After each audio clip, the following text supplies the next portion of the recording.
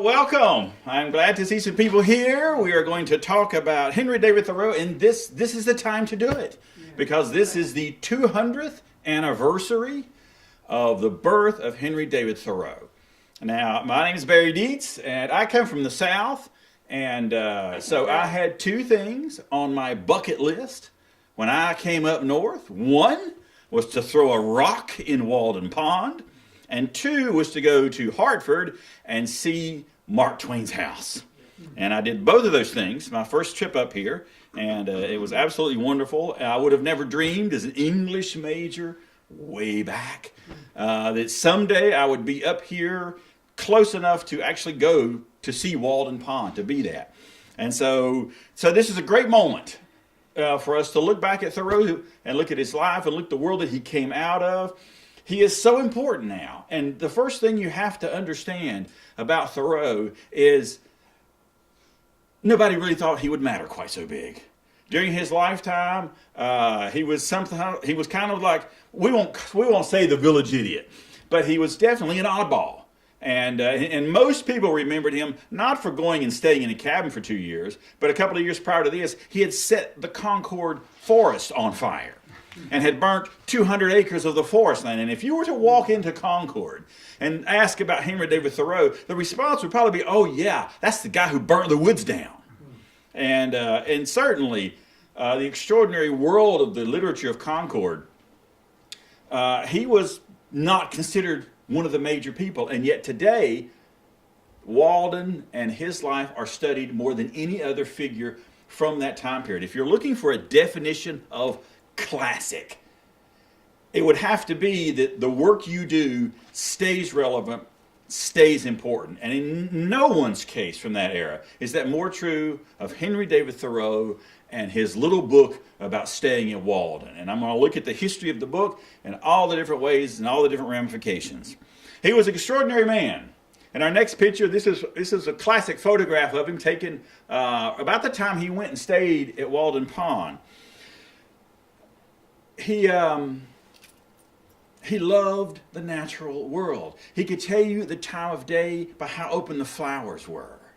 He once said, I wouldn't talk about myself if there was anybody that I knew as well. As he lay dying, he was asked, have you made your peace with God? And he said, I'm not aware that we have ever quarreled. And all the way to the end, he had a unique take on things. He was an extraordinary figure. And in some ways, we've had to grow into understanding him. It has taken these years for us to be his readers, to be able to see what he was talking about. So many things: environmentalism, awareness of the earth as a living organism, political disobedience, all of these things that he wrote about and that were part of his daily life.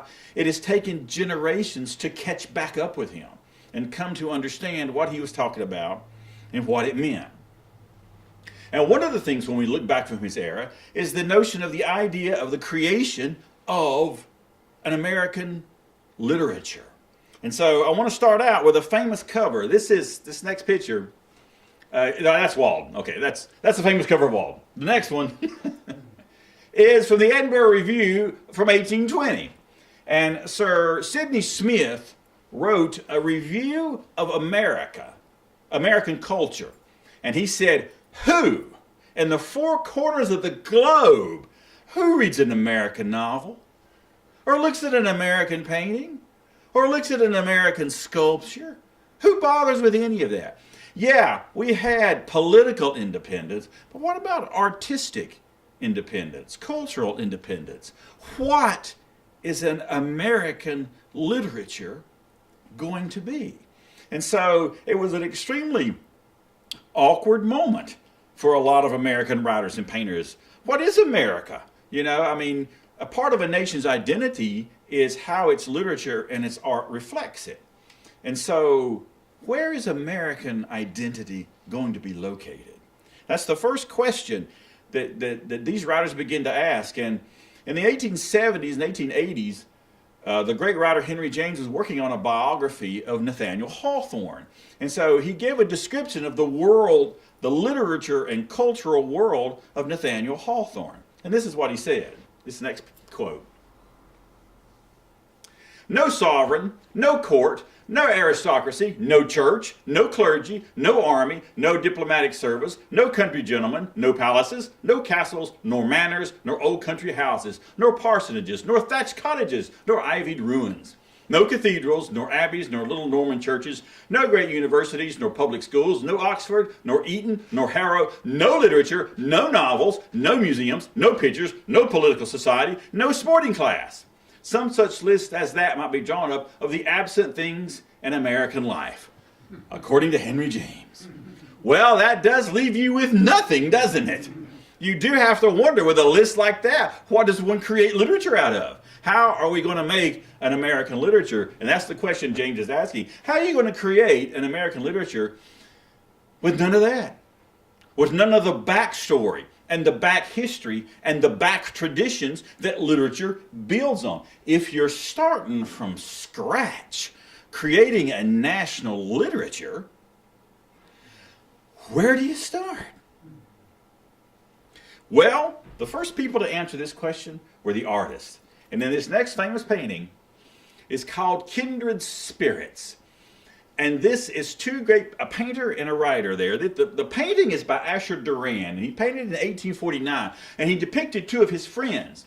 The man in front there, and you can see here with the hat on, and he's holding a brush out, that is the painter Thomas Cole. And beside him is the writer William Cullen Bryant. And Cole is gesturing out into the American wilderness. That is where we will find our art. That is where we will go. And both Cole and William Cullen Bryant would establish themselves as the first writers and painters to say the American landscape is where we will find our inspiration. The American landscape is where we will find our identity. Now, it was tradition for a painter in America to go to Europe to learn the trade. I mean, Europe, the tradition of Europe and Italy, where you went to study art. So Thomas Cole wants to do this. So it's 1825. He wants to head off to Europe.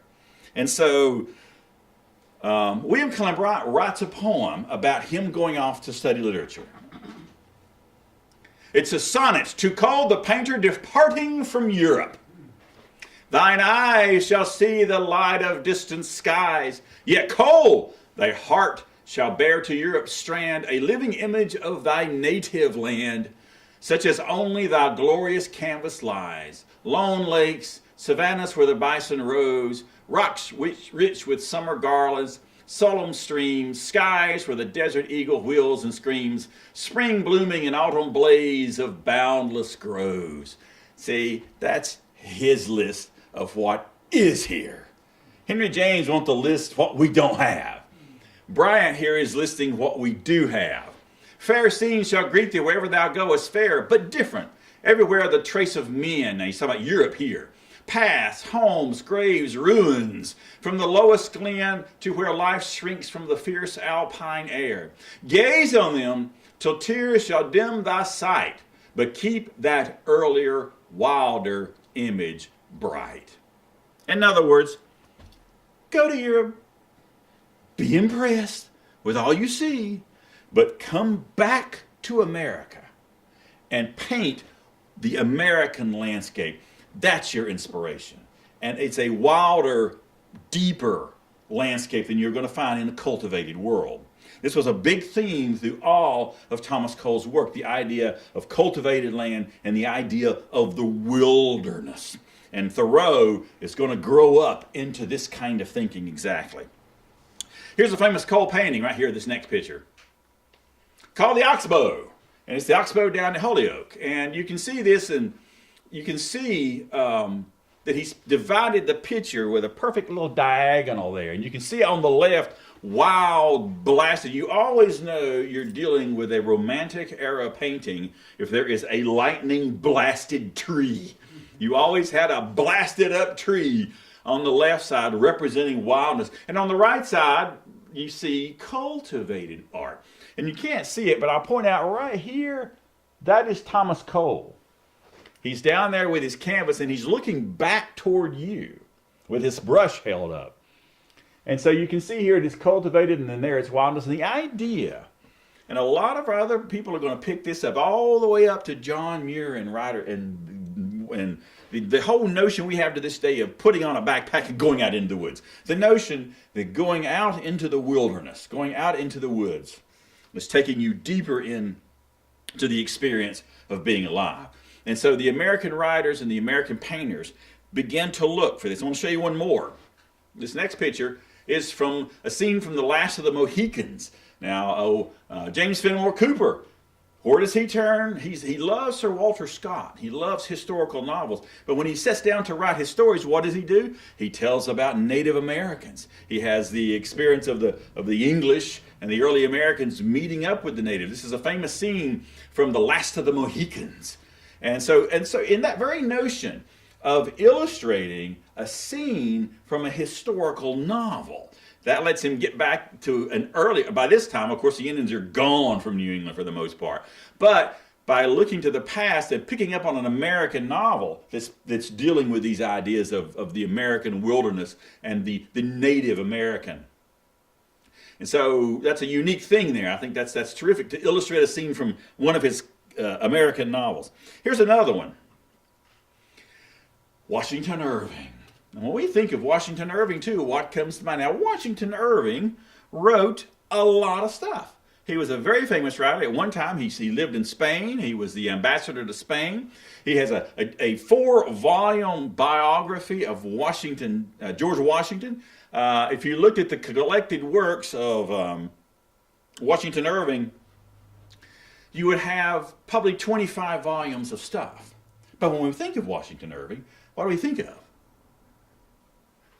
Sleepy Hollow and Rip Van Winkle. We think of the stories he set in the Catskill Mountains. We think of the stuff that he did that captured the American story. So this is turning now to the American folklore, or the folklore that has come from overland and been transformed by its arrival here in America. So Washington Irving is one of the people, too, who's looking for the American story. What are the American stories to tell here? Next up is Frederick Church. Again, towering landscapes. Frederick Church would travel all the way down. This is called the heart of the Andes. So he went down to South America and painted it. And the idea of the New World being somehow pure and unsullied by civilization was a strong theme. John Locke would say, in the beginning, all the world was America. And this idea of America as the original paradise runs really deep. Let me tell you one of my absolute favorite stories about a man named John Layfield.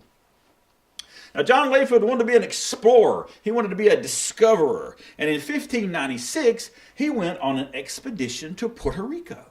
And then traveled all the way over into Mexico. It was an awful experience. They almost all died. Natives almost all killed all of them. But it was incredibly beautiful. He had training in botany and in early science, and he'd never seen the variety of animals. The variety of plants was absolutely phenomenal. And so when he comes back to England, he writes a book about what it was like to go there and see this extraordinary landscape.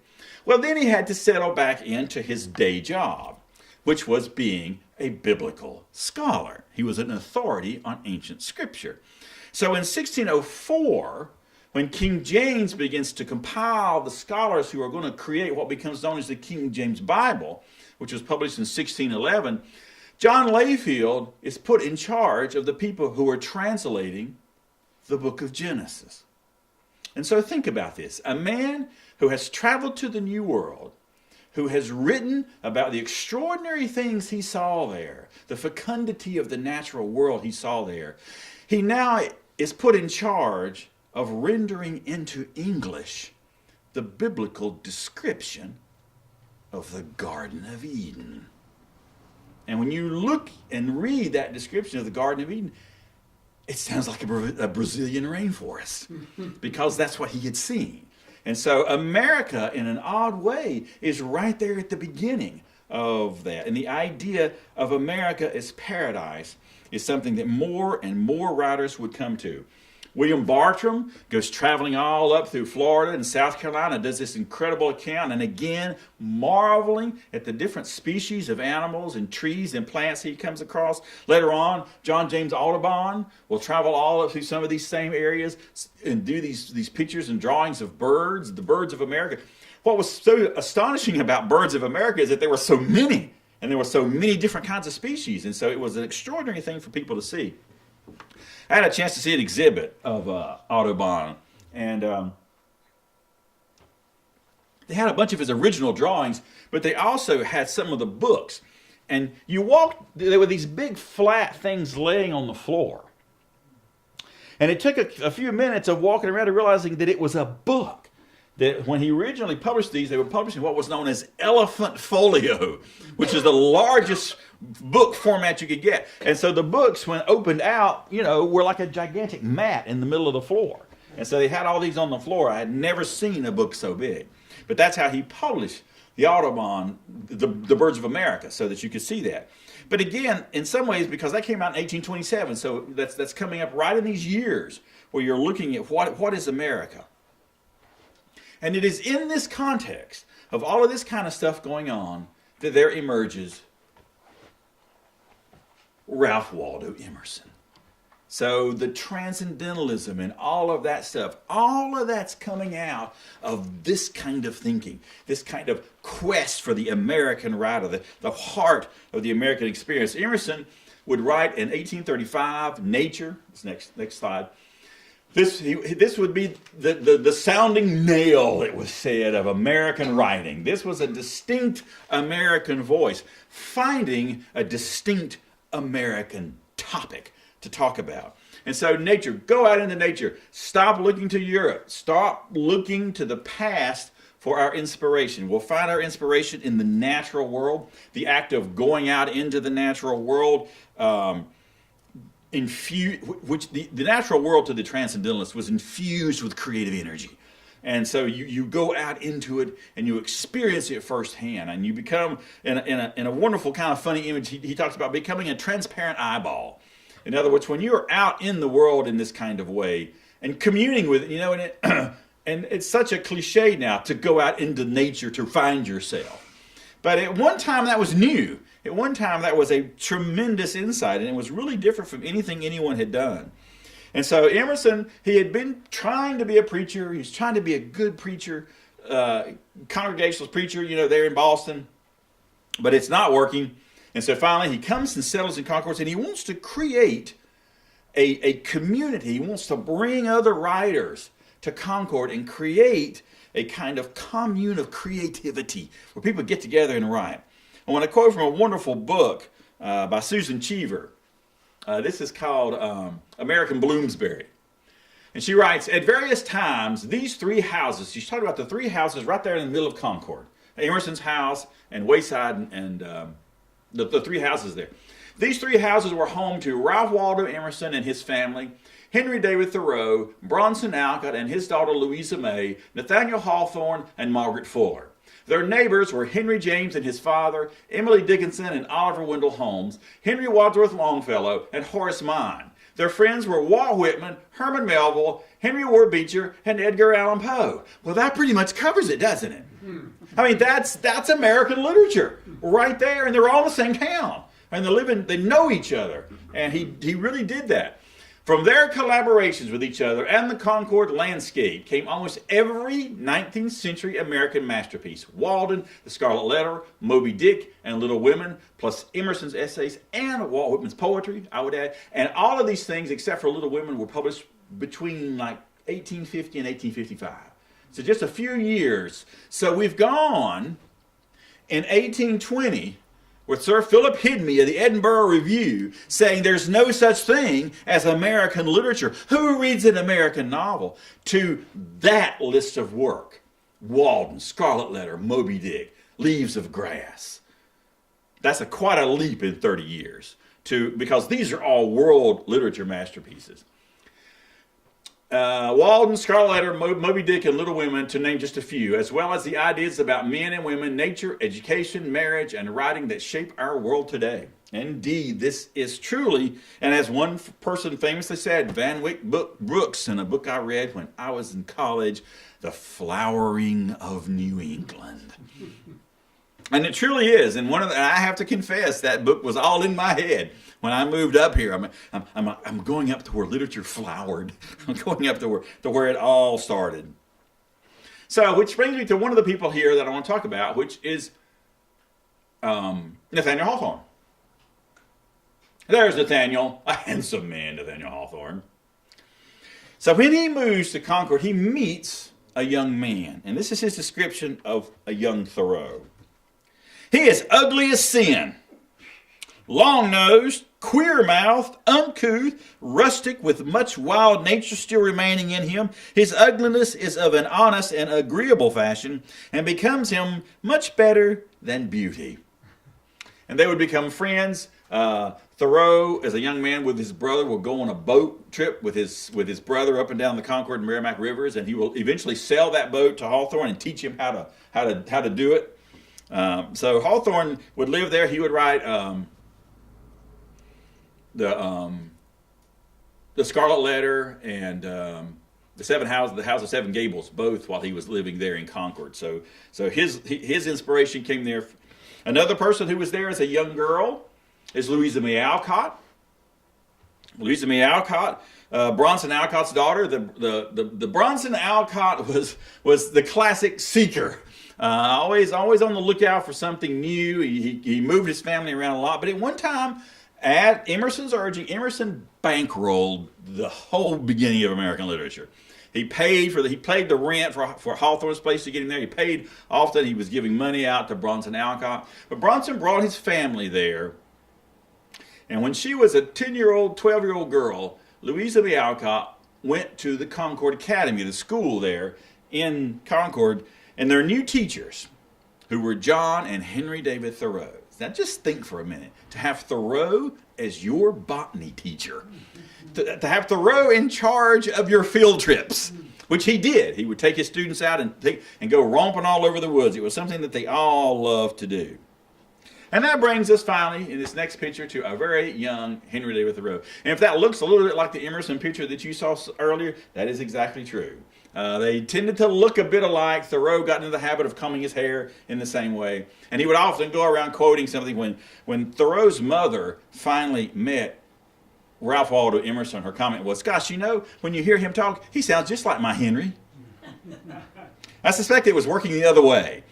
But he was born in 1817. He grew up. He spent his whole life. "I have traveled much in Concord," he would famously say. And so he grew up there. He went to Concord Academy as a student. He eventually went off to Harvard. He stayed there. It took him almost 4 years to get his degree, but he did. He graduated 19th out of a class of about 50. So he wasn't a top student, but he also took on a lot larger caseload in terms of classes and stuff that he did than any more did. We don't tend to think of him as a scholar, but he really was. He read 6 languages. And he was interested in Sanskrit. He was interested in a lot of ancient Eastern writings. His essays in Walden will make references to a lot of Buddhist writings and the Vishnu writings of India. So he was really deeply read at the time, much more widely than almost anybody else of the time. And then he moves around in Concord, and finally he moves in at one point and stays with Emerson. So Emerson takes him in as a kind of, for all of his love of nature, Emerson was not really good with a hammer and a nail. And he needed someone to help him keep the family together and make repairs around the house and do the garden and all that kind of stuff. And Thoreau was perfect at that. And so he loved it because he got a chance to be with his real mentor. He got a chance to have access to Emerson's library. And Emerson got to have a real acolyte that challenged him because he almost immediately, they did not see eye to eye about a lot of things. They would become, their outlooks would change very much as Thoreau grew up. He was always viewed as being just a disciple of Emerson. But certainly most scholars, when they began looking at his life and work, saw him that he was breaking out on his own very early on. And he was very physical. He was very much about being out in the woods. And so then, this next picture is the move to the cabin in 1845, on July the 4th, the day of independence, he decides he's going to move out of Emerson's house because he never had his own place. He either stayed with the family, sometimes they had a boarding house, or sometimes they just had a big house. He stayed with Emerson for almost 2 years. And so Emerson is the one who bought the land around Walden Pond. And so it was this, and this is something that Thoreau had been toying with for years, going on his own and living in his own place. And so he builds the cabin at Walden Pond, 10 feet by 18 feet tall. And the idea was to live there and to work. Thoreau was very much about having a place, even before Virginia Woolf would famously talk about a room of one's own. Thoreau was about that, finding a place to do his work. He wanted to do a book in memory of his beloved brother. 10 years, almost 10 years before, in 1839, they had gone on a journey on the Concord and Merrimack rivers together. They'd been gone for almost 2 weeks, and he wanted to do an account. So one of the most interesting things in some respects about the writing of the book Walden is that when Thoreau was at Walden, he really didn't work on Walden initially. He had another plan, and the whole first year was spent working on what would become a week on the Concord and Merrimack rivers, a tribute to his brother. The second year that he was there, though, he began working extensively on the idea of just writing about what he's experiencing, what he's doing there. He kept a journal. At the end of his life, he had 14 volumes of a journal that he kept. At Emerson's instigation, Emerson asked him, "What are you working on now? Do you have a journal? Do you keep a diary of some sort?" And so the beginning of that 14 volumes begins with Thoreau answering that question, saying, "I was asked, what are you doing on? Have you started a diary or anything?" And so he would do that. And from this would be kind of the source, the real wellspring for a lot of his writing hereafter would be his personal writing, his diary, and the journal that he kept all during his life. And he would pull from it. And after he stayed in the cabin at Walden Pond for 2 years, 2 months, and 2 days. And after that, he felt there were other things to do. But he was struck by the fact that when he began speaking at the Lyceum, he would talk about lots of different kind of topics. He'd do a program on Carlyle or Sir Walter Raleigh. But everyone kept asking him about the cabin. So what was it like to live there? And so finally he put that into a talk. He did a talk about what it was like to go there and live for 2 years. And that became one of the most popular things that he talked about. And so that was the first inkling he had. There's a market for this. People genuinely want to know what it was like to do that, to build your own house. And so he kept records of how much it cost to do everything. And so eventually it's the idea that would become a book. But the first thing you wanted to do was to tribute and to publish the book about Concord and Merrimack rivers. And so this is the cover of that. Next, yeah. Week on the Concord and Merrimack. This was his first book.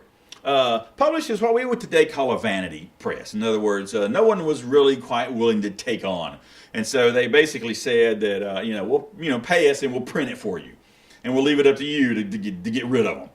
And so a couple of them sold, not a whole lot. After 2 years, they did an edition of 1,000 copies, and a couple hundred of them had sold. And so the publisher didn't want to keep them anymore. And so he shipped 700 of them, 709, I believe, of the unsold copies back to Thoreau. And so he had them all piled up in his attic room, because by this time he'd gone back to living with his parents. So he had a big attic room in the house in Concord. And he once said that I now have a library of 900 volumes, over 700 of which I wrote myself. and so he had a great sense of humor, and he could take something like that in stride. But he was disappointed because it was his first attempt to get something out. But he started almost immediately trying to work with publishers and try to get to some kind of point where he would be able to do a book on the Walden Pond and what it was like to be there. And our next picture. This is a replica that you can go to today of the cabin. It's not located where the original cabin is, but you can walk around the pond and get to the site where he had located it. And so I've been here several times over the past 2 years in particular, and there's always people here, and people want to sit in it because they've got his desk in there. The actual desk and chair and stuff that he used at the pond is in the museum there, the Concord Museum, so they do still have that. But they have replicas there, and you can get inside of it. He put the siding and stuff off when the winter came, and he was able to stay in there and stay warm. I mean, these are.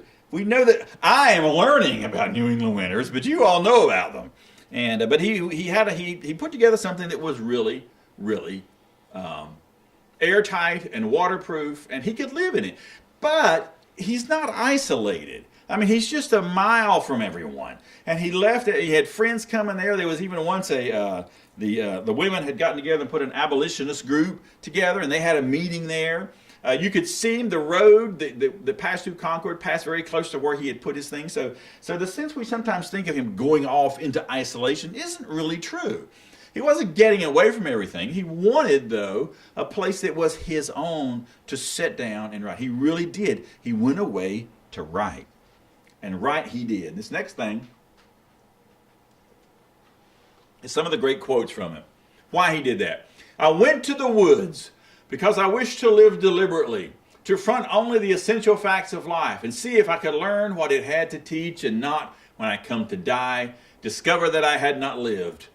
I wanted to live deep and suck out all the marrow of life, to live sturdily and Spartan-like as to put to rout all that was not life, to cut a broad swath and shave close, to drive life into a corner and reduce it to its lowest terms. And if it proved to be mean, why then to get at the whole genuine meanness of it, and publish its meanness to the world. Or if it were sublime, to know it by experience, and to be able to give a true account of it. It's a dazzling passage. And listen to that. To cut a broad swath and shave close, to drive life into a corner and reduce it to its lowest terms. Nobody wrote like that. Emerson didn't write like that. Nobody had that kind of punch and that kind of bite to their writing. It really does just jump off the page at you. And it took a long time for people to see this. When the book was finally published as Walden, it got some good reviews and it had pretty decent sales, but it really just baffled a lot of people because, well, what is it? Is it a memoir? Is it a travel book? Is it a guide on how to live in the woods? Is it a how-to book? No one quite knew what it was, and we're used to books that blur the lines between genres now. But when he did Walden, there was nothing quite like it, and that throws people off. Melville had the same problem with Moby Dick. When you do a work of literature that really doesn't have a predecessor, that's doing its own kind of thing, well, it takes a long time for people to figure out what you're about. The challenge of that tends to make the work something that people keep turning back to. And one of the reasons Walden is so important is we keep circling back to it. It keeps becoming more relevant. Now, this picture here is the last one. Oh, more quotes. Let me do more quotes. This is more stuff from Walden. I do not propose to write an ode to dejection, but to brag as lustily as Chanticleer in the morning, standing on his roost, if only to wake my neighbors up. That is a great quote. And all through Walden, really all through Thoreau's writing, there's this notion of waking people up. That we go through our lives asleep, we go through our lives somnambulant, and we need things to shake us up and wake us up and see what's going on around us. I have never yet met a man who was quite awake. I know of no more encouraging fact than the unquestionable ability of man to elevate his life by conscious endeavor. Simplify, simplify. Oh, now there's a mantra for you. And again, how many times do you hear that? How current that is, that notion of getting away to all. And we have so much. We live in a life, we are surrounded by so many kind of things, and they cling like barnacles, and it becomes increasingly difficult to kind of wean away stuff and learn what is the crucial things, what's the stuff that really matters, what's the main thing.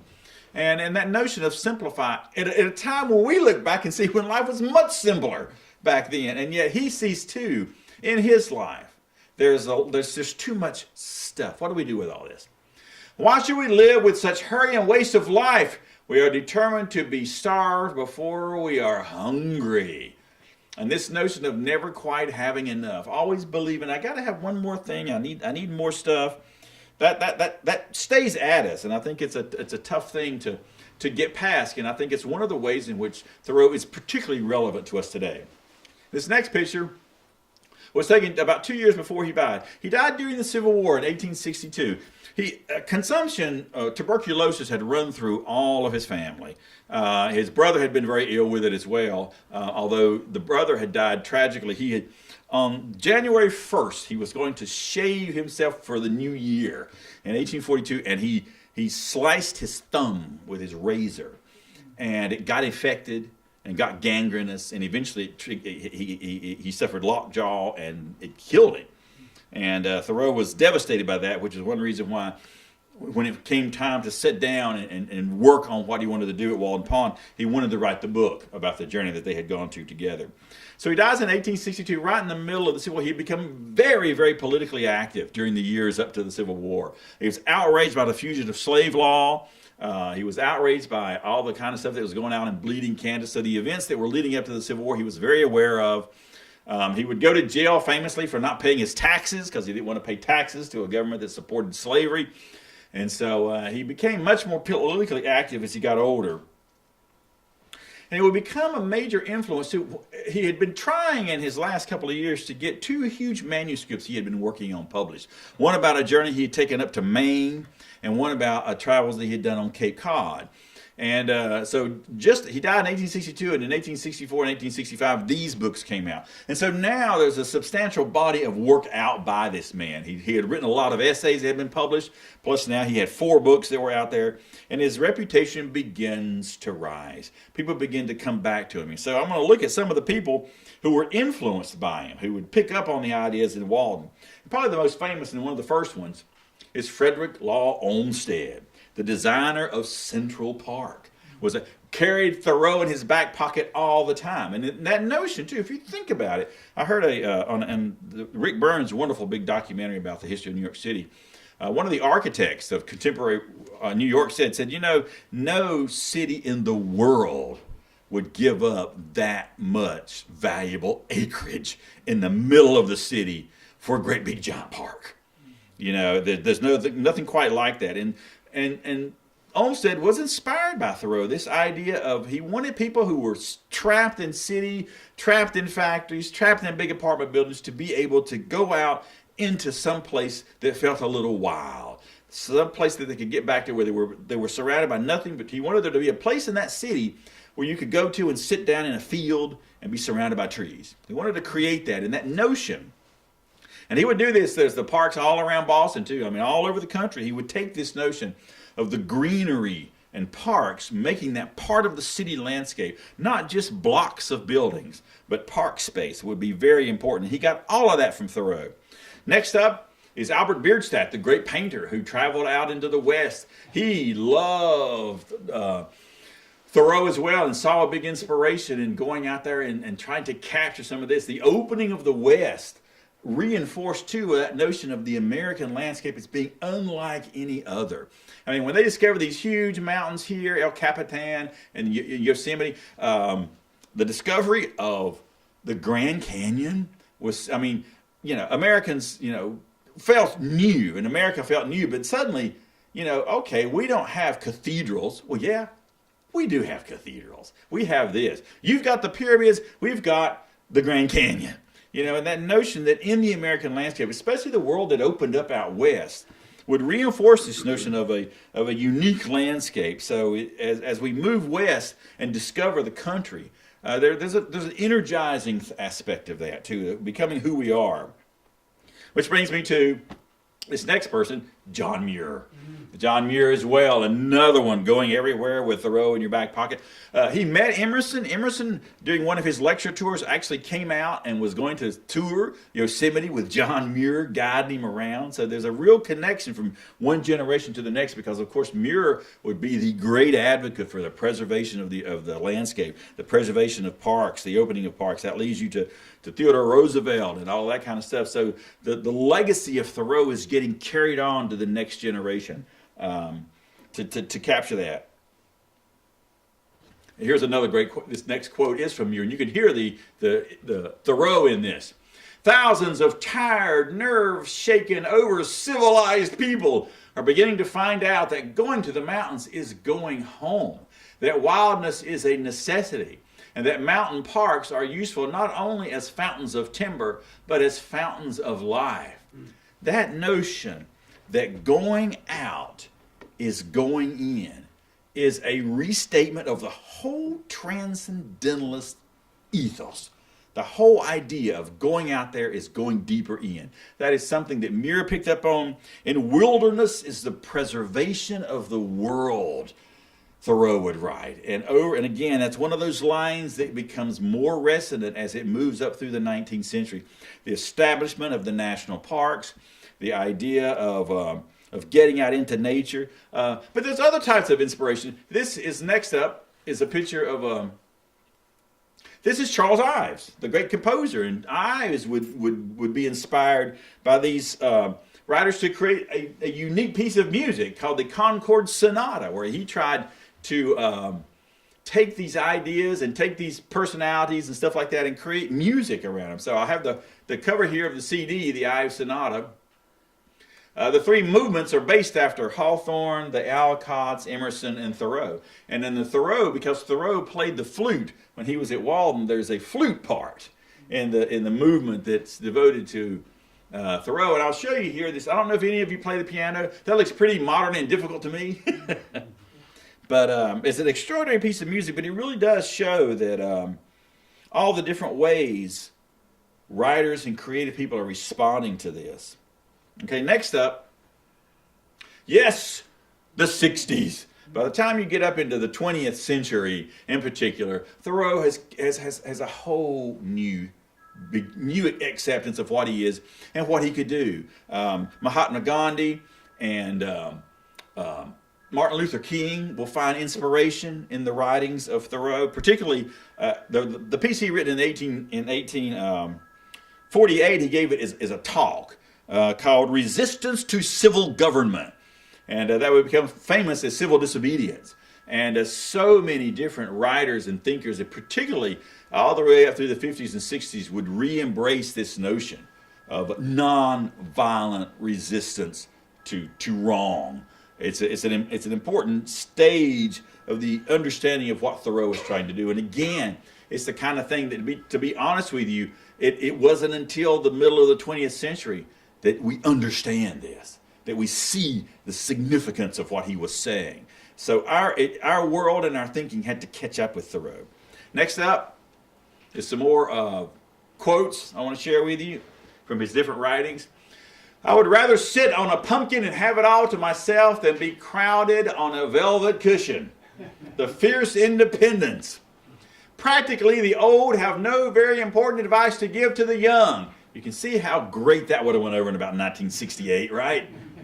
Don't trust anyone over 30. The old have no very important advice to give to the young. Their own experiences have been so partial and their lives have been such miserable failures. And it may be that they have some faith left which belies that experience, that they're only less young than they were. I've lived some 30 years on this planet and have yet to hear the first syllable of valuable or even earnest advice from my seniors. They've told me nothing and probably cannot tell me anything to the purpose. And you can imagine students to this day just loving that, right? We are in great haste to construct a magnetic telegraph from Maine to Texas. But Maine and Texas, it may be, have nothing important to communicate. In an era where you've got to tweet every thought and Facebook every photograph, and this notion that is drilled into us of being connected. You've got to be connected. You've got to be in touch. You've got to be online. You've got to be connected. And yet here is a man asking at the very beginning, really? Do we really need to be connected? Do you really have to have all that in order to know what's going on? The cost of a thing is the amount of what I call life that is required to be exchanged for it. Beware of all enterprises that require new clothes. Amen to that one.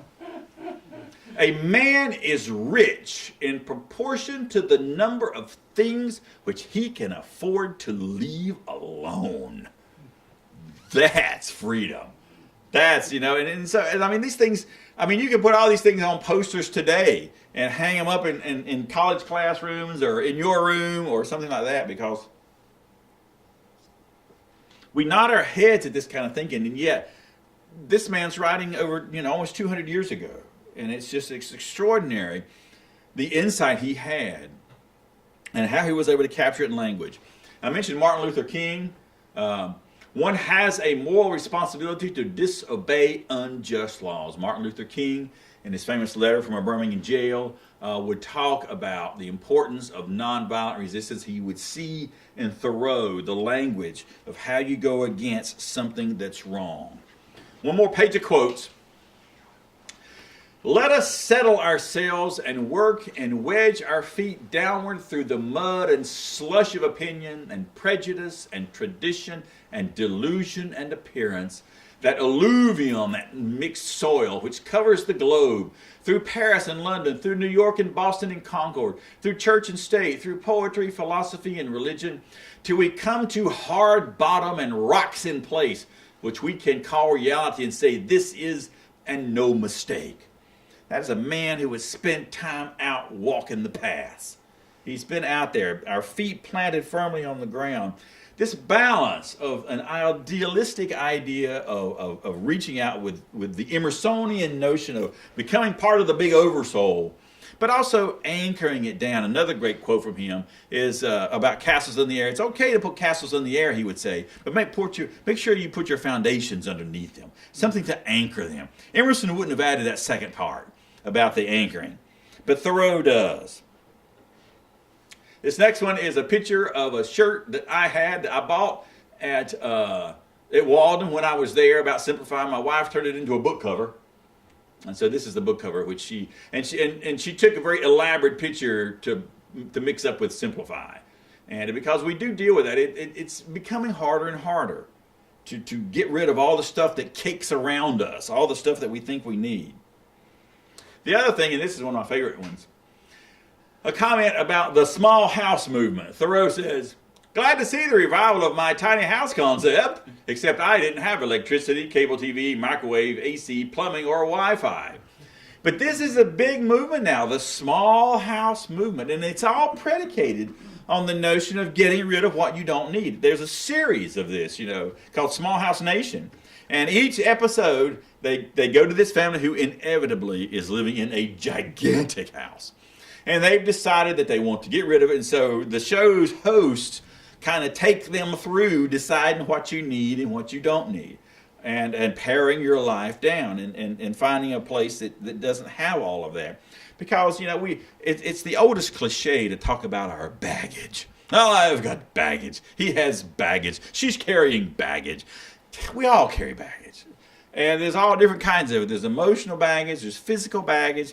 But we live in a world that lays a lot on you. And the act of trying to get out from under that, to try and get to a place where you can see what really matters, that's becoming more and more important to us. And it's another way, I think, that Thoreau has become more relevant than ever before. He's talking about the kind of stuff that really gets to us. This next picture I took of someone sitting there scribbling at the desk at Walden Pond. That idea of finding a place to just settle down and get your work done, to find out what matters to you. I think that we've stayed fascinated with the life and work of Thoreau because he really did tap into the kind of issues that our world, with its noise and its bustle and its interconnectedness, carries more weight than ever before. I mean, just the idea of going out and walking in the snow, as I did just when we had our lovely snow the other day. And, my wife and I, we went out and just walked in it, and it was just absolutely wonderful. And, and you wonder about people who don't do that, who don't stay in touch with it like that kind of I've never been a particularly big camper, but I do love to go out and walk. I do love to hear the sounds of nature and see what's around there too. And I think of it as my going into my Thoreau mode. But really, it really is a part of our identity now. I mean, when we think about America, we tend to think it was Ken Burns when he did his big series on the national parks. He called it America's Best Idea. And that notion, and it comes that idea of it being a great idea goes straight back to Muir, and through Muir straight back to Henry David Thoreau, who said that wildness is at the heart of who we are. That the preservation of it is what keeps us in touch with the things that matter. It brings us back to essential things. And so I want to end with two quotes. One, Emerson, when Thoreau died, Emerson did the eulogy, and he said the eulogy for Thoreau. His soul was made for the noblest society. He had a short life, exhausted by the capabilities of this world. Wherever there is knowledge, wherever there is virtue, wherever there is beauty, he will find a home. And I am not going to let, because the spirit of Thoreau would haunt me forever, if I let Emerson have the last word.